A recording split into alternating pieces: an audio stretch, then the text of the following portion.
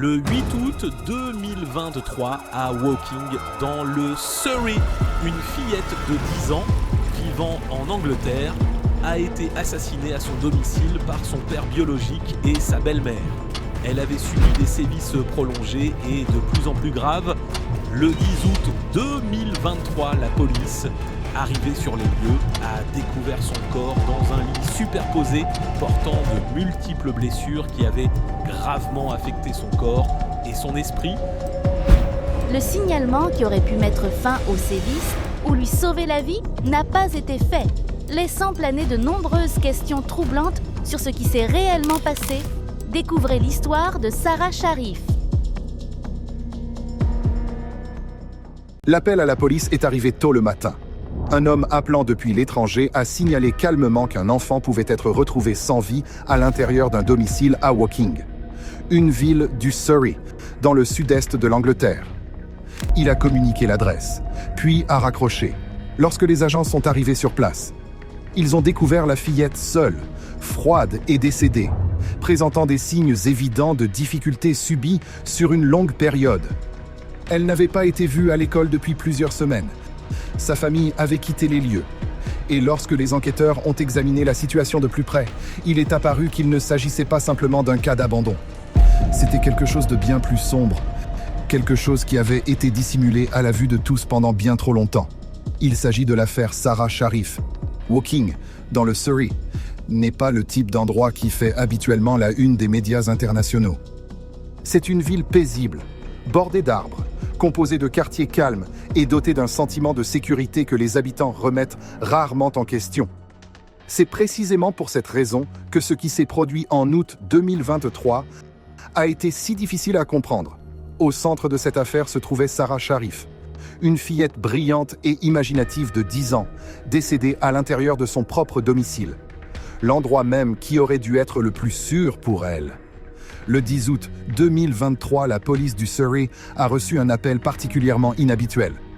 Il provenait d'Islamabad, au Pakistan. À l'autre bout du fil se trouvait le père de Sarah, Irfan Sharif, qui composait le numéro d'urgence 999 depuis l'étranger. Son message était bref mais profondément alarmant. Sa fille n'était plus en vie et son corps se trouvait à l'intérieur du domicile familial à Woking. Des agents ont été immédiatement dépêchés vers l'appartement situé dans un quartier résidentiel de Hammond Road. Ce qu'ils ont découvert a confirmé leurs pires craintes. À l'intérieur du logement, ils ont constaté que Sarah Sharif, âgée de 10 ans, était décédée dans un espace entièrement silencieux et vide. Selon les premiers rapports de police, ce qui a immédiatement retenu l'attention des agents était l'état de la fillette. Les signes observés n'étaient pas récents et ne correspondaient pas à des blessures isolées. Les enquêteurs ont relevé de multiples éléments indiquant que Sarah avait subi des atteintes sur une période prolongée, notamment des lésions anciennes et des signes clairs de mauvais traitements répétés. Il ne s'agissait pas du décès soudain d'un enfant. C'était le constat d'une jeune fille qui avait souffert au fil du temps, dans le silence. De l'extérieur, la maison située sur Hammond Road paraissait tout à fait ordinaire. Calme, aucun signe de lutte ni d'effraction n'était visible. Les voisins, sous le choc, secouaient la tête tandis que les agents entraient et sortaient du domicile. Sarah y vivait discrètement avec son père, sa belle-mère et d'autres enfants du foyer. Pour ceux qui ne les connaissaient que de manière superficielle, la famille Sharif n'avait jamais suscité d'inquiétude. Pourtant, derrière ces murs clos, une situation d'une gravité particulière se déroulait, inaperçue, depuis bien trop longtemps. La nouvelle du décès de Sarah s'est rapidement répandue dans la communauté, provoquant une profonde onde de choc. Il ne s'agissait pas seulement du chagrin lié à la perte d'une jeune vie, mais aussi de la prise de conscience douloureuse que des signes d'alerte avaient peut-être été ignorés. Une enseignante locale, s'exprimant sous couvert d'anonymat, se souvenait de Sarah comme d'une élève polie, discrète et attentive. Elle parlait rarement de sa vie à la maison, mais avec le recul, de petits comportements subtils semblaient indiquer que quelque chose n'allait pas. À l'époque, personne ne croyait réellement que Sarah pouvait être en danger. De l'extérieur, sa famille ne paraissait pas susciter d'inquiétude particulière. C'est ce qui a rendu la vérité si difficile à accepter par la suite. Les services sociaux ont confirmé ultérieurement que Sarah ne leur était pas totalement inconnue. bien que les autorités aient limité les détails communiqués. Néanmoins, les constatations laissaient peu de place au doute. Les atteintes subies par Sarah n'étaient pas le résultat d'un seul événement, mais l'aboutissement d'une situation qui s'était installée au fil du temps. Quelques heures seulement après la découverte de Sarah à l'intérieur du domicile de Hammond Road, son père, Irfan Sharif, âgé de 41 ans, ainsi que sa compagne, Beinash Batoul, et son frère, Faisal Malik, ont quitté le pays. Il est apparu par la suite que tous trois avaient embarqué à bord d'un vol de nuit organisé dans l'urgence à destination du Pakistan, emmenant avec eux les 5 autres enfants de la famille. Tandis que Sarah demeurait dans cette maison, ceux qui avaient la responsabilité de la protéger se trouvaient déjà en vol, à des milliers de kilomètres. Avant d'examiner plus en détail ce qui est arrivé à Sarah et les raisons pour lesquelles elle a été retrouvée seule dans cette maison, il est nécessaire de s'intéresser à l'homme identifié comme son père. L'histoire commence avec Irfan Sharif. Sharif était originaire du Pakistan et s'est installé à Woking, en Angleterre, à l'âge de 18 ans, en 2000. L'obtention d'un visa n'a pas été facile, mais une fois établi au Royaume-Uni, il a trouvé un emploi stable, gagnant suffisamment pour subvenir à ses besoins et envoyer de l'argent à sa famille restée au pays. Pour Irfan, cela représentait un progrès, mais cela ne lui suffisait pas. Il souhaitait une sécurité à long terme, une voie stable lui permettant de rester dans le pays. Il estimait que le moyen le plus rapide d'y parvenir était le mariage. À cette époque, Irfan travaillait comme chauffeur de taxi. Entre ses services, il a commencé à rechercher une femme susceptible de lui offrir une possibilité d'obtenir un statut de résidence légale par le mariage. C'est durant cette période que Irfan Sharif a rencontré Angelika, une femme originaire de Pologne. Ce qui semblait au départ être une relation de convenance a rapidement évolué vers une situation plus préoccupante. Selon des éléments consignés ultérieurement, Irfan a commencé à manifester des comportements de plus en plus contrôlants et agressifs. Angelika aurait été maintenue à l'intérieur de son appartement, vivant dans l'isolement et la crainte. À un moment donné, elle a déclaré avoir fait l'objet de menaces graves, au point de se sentir contrainte de trouver un moyen de s'échapper. Finalement, Angelika s'est échappée de l'appartement en passant par une fenêtre et s'est rendue directement au commissariat. Irfan Sharif a été arrêté peu après, mais il n'a été détenu que brièvement, environ 2 jours, avant d'être remis en liberté. Rien n'indiquait que cette intervention ait entraîné un changement durable. En 2009, Irfan poursuivait le même schéma de comportement.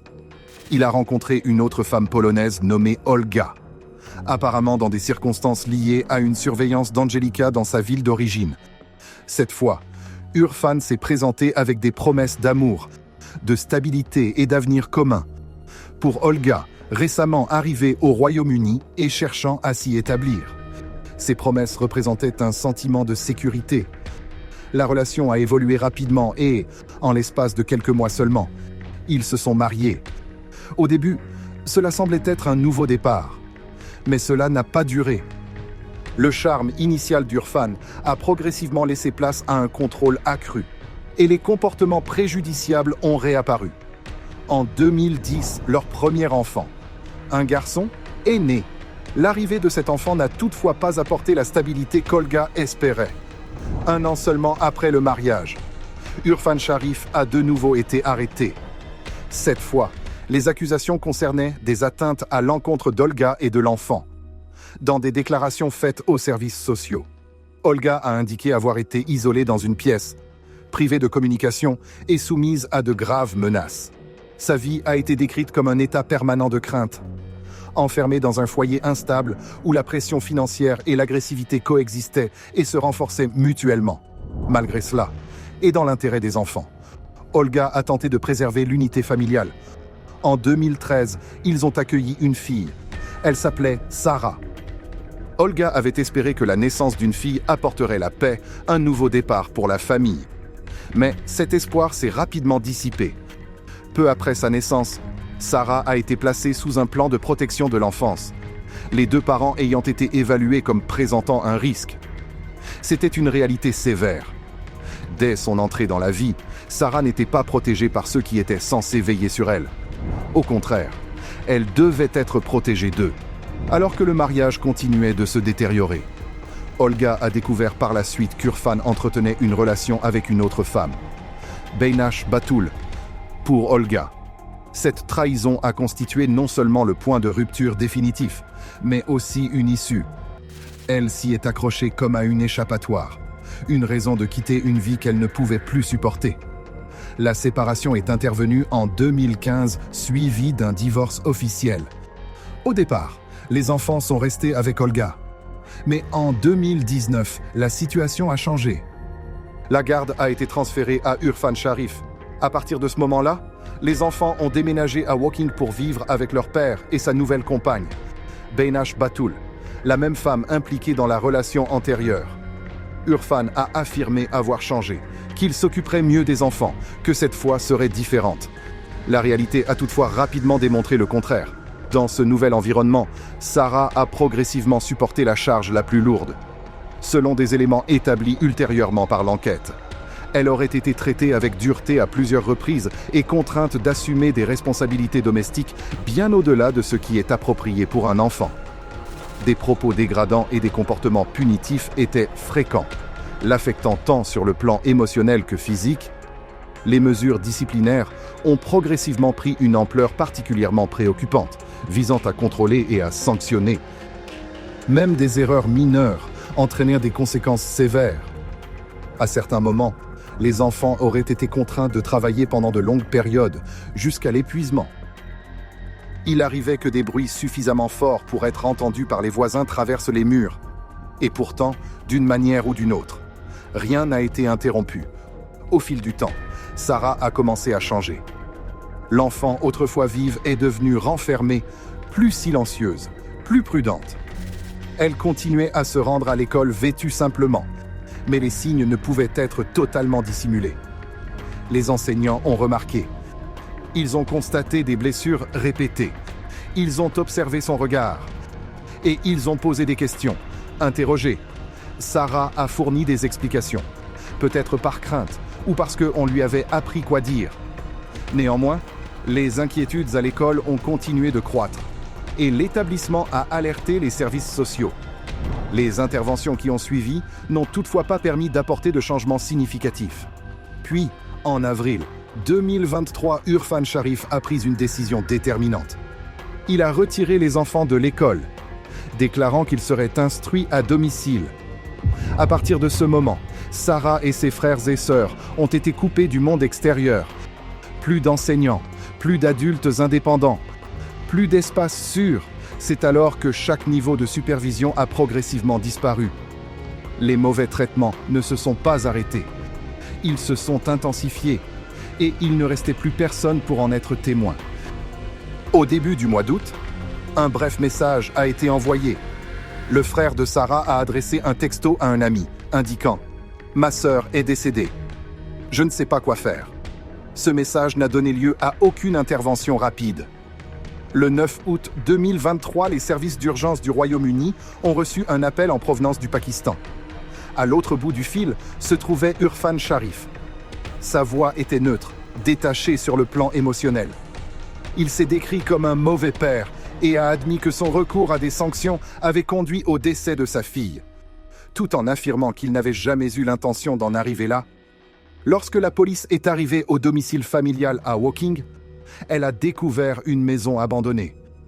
Sarah a été retrouvée au sol, dans l'espace même qui aurait dû être l'endroit le plus sûr pour elle. Son corps présentait de nombreux signes d'atteinte, indiquant qu'elle avait subi des souffrances sur une période prolongée. À proximité se trouvait une note manuscrite, attribuée à Urfan, reprenant des justifications similaires à celles exprimées lors de l'appel. Pour les enquêteurs, toutefois, aucune explication ne pouvait atténuer la réalité des faits. Le 15 août 2023, un examen post-mortem a été réalisé sur Sarah Sharif. Les conclusions ont mis en évidence un niveau d'atteinte particulièrement grave et prolongé. Les experts ont déterminé que Sarah avait subi de multiples formes de lésions développées au fil du temps. Et non lors d'un incident isolé, celles-ci comprenaient des atteintes au système squelettique et à la tête, ainsi que des indications d'impact répétés et violents qui ne relevaient pas d'un accident. Le rapport mentionnait également des signes compatibles avec des formes de sanctions douloureuses. notamment des lésions liées à la chaleur et des éléments suggérant qu'elle avait été entravée et que ses mouvements avaient été restreints. Les spécialistes en médecine légale ont conclu que ces constatations ne pouvaient être expliquées par un accident, mais reflétaient au contraire un comportement délibéré et répété, survenu à huis clos. Pour les enquêteurs, il ne s'agissait pas d'une perte de contrôle ponctuelle. Les éléments médico-légaux démontrèrent des atteintes accumulées au fil du temps, ayant conduit à une issue irréversible. Peu de temps après, 3 adultes ont été officiellement identifiés comme étant directement liés à l'affaire. Des images de vidéosurveillance de l'aéroport d'Heathrow ont confirmé ce que beaucoup redoutaient déjà. Irfan Sharif, Beinash Batoul et Faisal Malik ont été vus passant calmement les contrôles de sécurité en compagnie de 5 enfants. Quels que soient les faits concernant Sarah, les images ne montraient pas une famille en deuil. Elles suggéraient au contraire un départ préparé à l'avance. En réponse, les autorités britanniques ont lancé une traque internationale. Dans une lettre laissée sur place, Irfan reconnaissait avoir planifié de quitter le pays avec Beinash et Faisal. Il affirmait que cette décision était motivée par la peur.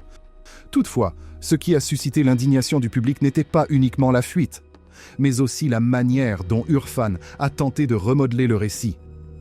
Il s'est présenté comme un père endeuillé, plutôt que comme une personne susceptible d'engager sa responsabilité pénale pour les faits survenus. Dans ses déclarations, Irfan affirmait qu'il aimait Sarah et qualifiait les événements d'erreur. Il demandait également aux autorités d'autoriser son inhumation selon la tradition islamique, déclarant que c'était le souhait de sa fille. Pour beaucoup, ces propos n'ont en rien atténué la gravité de ce qui avait été mis au jour. Irfan a même affirmé qu'il se rendrait aux autorités lorsqu'il estimerait le moment opportun. Les autorités, toutefois, ont choisi de ne pas attendre. Au Pakistan, les forces de l'ordre ont rapidement élargi les recherches et annoncé publiquement la traque. Des opérations ont été menées à Jhelum, la ville d'origine de la famille, en ciblant des biens liés à des proches éloignés d'Irfan Sharif. Lors d'une perquisition, les 5 enfants emmenés depuis le Royaume-Uni ont été retrouvés au domicile du père d'Irfan.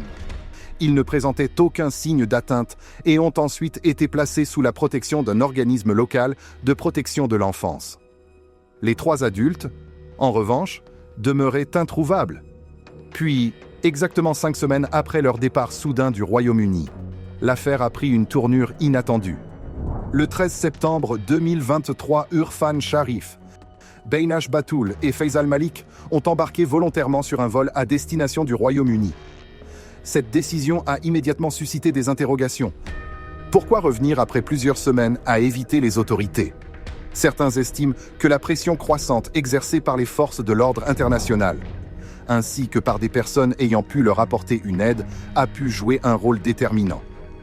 D'autres ont avancé que ce retour volontaire pourrait avoir constitué une tentative d'améliorer leur position juridique en vue des procédures judiciaires. Quel qu'ait été le motif, le résultat était clair.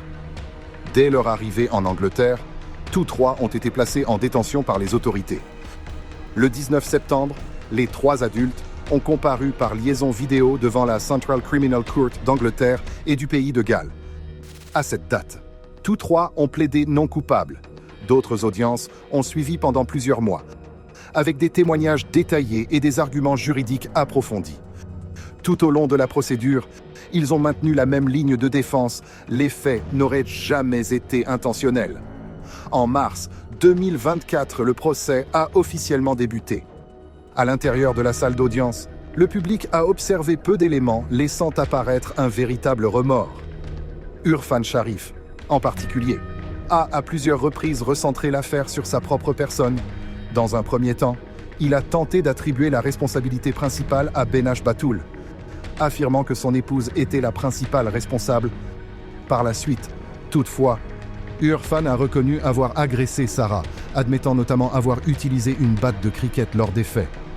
Plutôt que de mettre au premier plan les souffrances de la victime, Irfan a longuement évoqué son propre état de détresse, comme s'il avait lui-même subi un préjudice. Devant le jury, les procureurs ont présenté des éléments indiquant que Sarah avait décrit Irfan comme le père le plus cruel qu'elle connaissait. Elle vivait dans une peur constante à son égard et subissait des souffrances prolongées sous son contrôle et en raison de son traitement sévère. Au cours du procès, Beinash Batoul et Faisal Malik ont choisi de ne pas témoigner, exerçant leur droit légal de garder le silence et refusant d'expliquer leur rôle ou de contester les accusations devant le tribunal. Les procureurs ont soutenu que, même si les deux accusés n'avaient pas personnellement infligé les atteintes ayant conduit au décès de Sarah, leur présence, leur absence d'intervention et leur négligence prolongée constituaient une responsabilité pénale en tant que complices. L'accusation a souligné que Sarah avait été laissée dans un environnement dangereux, où des comportements préjudiciables se produisaient sans aucune mesure de protection de la part des adultes ayant l'obligation légale d'assurer sa sécurité. Le 11 décembre 2024, le jury a rendu son verdict final. Irfan Sharif et Beinash Batoul ont été reconnus coupables de meurtre, tenus directement responsables du décès de Sarah Sharif. Faisal Malik a été déclaré coupable d'avoir causé ou permis le décès d'un enfant, conformément au chef d'accusation retenu contre lui. Le prononcé des peines a suivi immédiatement après le verdict. Irfan Sharif a été condamné à la réclusion criminelle à perpétuité, assorti d'une période de sûreté minimale de 40 ans.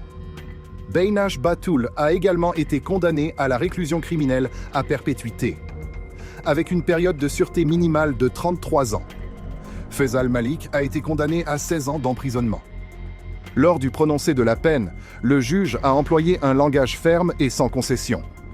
À l'audience, il a qualifié les faits subis par Sarah de campagne systématique de mauvais traitement et a déclaré que le traitement qu'elle avait enduré reflétait un niveau de cruauté extrême. Selon son analyse, il ne s'agissait pas d'actes isolés ou impulsifs, mais d'un comportement prolongé révélant un mépris total pour la sécurité et la dignité d'un enfant. Peu de temps après son placement en détention, Irfan Sharif a été impliqué dans un incident grave au sein de l'établissement pénitentiaire. D'après les informations communiquées, il a été blessé par un autre détenu au moyen d'un objet improvisé. Les blessures n'étaient pas mortelles, mais elles ont été perçues comme le signe de la vive indignation que cette affaire continuait de susciter, y compris au sein du système pénitentiaire, loin du regard du public. Au cours de la même période, l'Attorney General a demandé un réexamen en vue d'un éventuel alourdissement des peines, tandis qu'Irfan Sharif et Beinash Batoul ont formé des recours sollicitant une mesure de clémence. En janvier 2025, la Cour d'appel a rejeté ces recours et confirmé intégralement les peines initiales. La décision a été déclarée définitive. Aucune réduction, aucune seconde chance. Dans les mois qui ont suivi le décès de Sarah, l'indignation publique ne s'est pas estompée. Au contraire, elle s'est intensifiée à mesure que de nouvelles questions ont émergé sur la manière dont tant de signaux d'alerte avaient été laissés sans réponse. L'attention s'est déplacée des individus vers le système lui-même et de la tragédie vers la responsabilité au Parlement britannique. Le député Will Forster a présenté une proposition de loi connue sous le nom de Sarah's Law, visant à combler les lacunes ayant permis qu'un enfant vulnérable échappe à la protection nécessaire.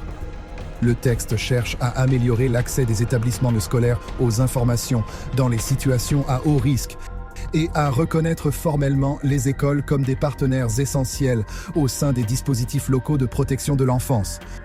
Dans le même temps, la commissaire à l'enfance pour l'Angleterre, Rachel de Souza, a appelé à une série de réformes systémiques. Celles-ci incluent un contrôle renforcé de l'instruction à domicile, la création d'un registre pour les enfants non scolarisés et la suppression du fondement juridique de ce que l'on appelle le châtiment raisonnable. Selon elle, ces mesures sont indispensables pour éviter que des enfants ne disparaissent dans les angles morts de la surveillance. Il ne s'agit pas de simples ajustements techniques des politiques publiques. Il s'agit d'une réponse directe à une succession de défaillances systémiques, où les mécanismes de protection n'ont pas empêché une tragédie qui aurait pu être évitée. Pour beaucoup, ces initiatives représentent l'espoir que l'histoire de Sarah ne sera pas seulement retenue comme une perte, mais également comme un catalyseur de changements réels et durables. Alors même que l'indignation publique se poursuit et que les efforts de réforme avancent, l'affaire Sarah Sharif laisse encore une douleur vive et non résolue. Car cette affaire ne concerne pas seulement un enfant, une famille ou une défaillance isolée. L'affaire Sarah Sharif a mis en lumière une réalité discrète mais profondément préoccupante. Au sein du système britannique de protection de l'enfance, des signaux d'alerte mineurs ont été négligés. Des inquiétudes ont été minimisées et les responsabilités se sont fragmentées au point que personne n'est intervenu à temps. Les personnes reconnues pénalement responsables par les juridictions britanniques sont désormais détenues. Et la Sarah's Law est largement considérée comme une étape nécessaire pour répondre à une défaillance manifeste en matière de protection de l'enfance. Pour beaucoup de ceux qui suivent les documentaires consacrés aux affaires criminelles et aux enquêtes sur les maltraitances d'enfants au Royaume-Uni, cette affaire rappelle avec force que la justice n'intervient souvent qu'après une perte irréversible. Mais une réalité demeure difficile à affronter. Il existe encore des enfants vulnérables au sein de nos communautés, invisibles et inaudibles. Tant que l'idée selon laquelle quelqu'un d'autre interviendra ne sera pas complètement abandonnée. Tant que chaque composante du système n'assumera pas pleinement sa responsabilité et n'agira pas sans délai. La justice pour Sarah Sharif ne se définira pas uniquement par un verdict. Elle restera un avertissement sur ce qui peut se produire lorsqu'un enfant a besoin de protection et que personne ne le voit réellement. Cette vidéo a été réalisée à des fins éducatives et pour sensibiliser le public à la justice et à la protection de l'enfance. Elle n'a pas pour objectif de sensationnaliser ni de choquer. Merci d'aimer cette vidéo, de vous abonner et d'activer les notifications afin de suivre nos prochains documentaires consacrés aux affaires criminelles, où chaque récit porte la voix de la justice pour les enfants, de la protection de l'enfance et d'un monde où chaque enfant est en sécurité, protégé et entendu.